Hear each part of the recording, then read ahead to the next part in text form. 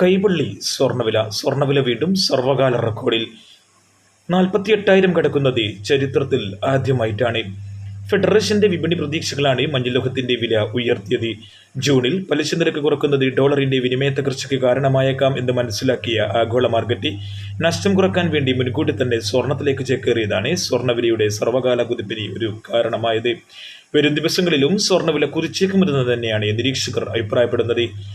ഇന്നലെ സ്വർണ്ണവില ഒരു പവന് 48,080 വ്യാപാരം നടന്നത്. അതേസമയം സ്വർണ്ണവില വീണ്ടും ഇന്ന് കുതിക്കുകയായിരുന്നു.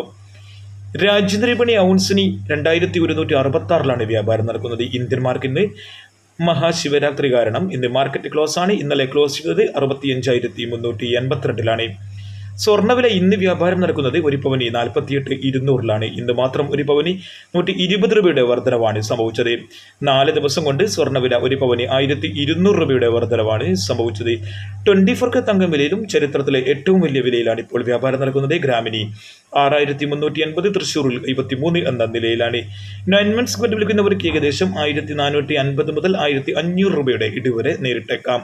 വെള്ളിവില ഇന്നും ഗ്രാമിന് 57, 10 ഗ്രാമിന് 770 വ്യാപാരം നടക്കുകയാണ്. കൃത്യമായ നേരത്തെയും സ്വർണ്ണവില അറിയാനും സ്വർണ്ണ വിപണിയിൽ വരുന്ന മാറ്റങ്ങളെക്കുറിച്ചുള്ള സൂചന അറിയാനും ഈ ചാനൽ സബ്സ്ക്രൈബ് ചെയ്യൂ. തൊട്ടപ്പുറത്തുള്ള ബെൽ ബട്ടൺ കൂടി എനേബിൾ ചെയ്യൂ. Thank you for watching. Thank you.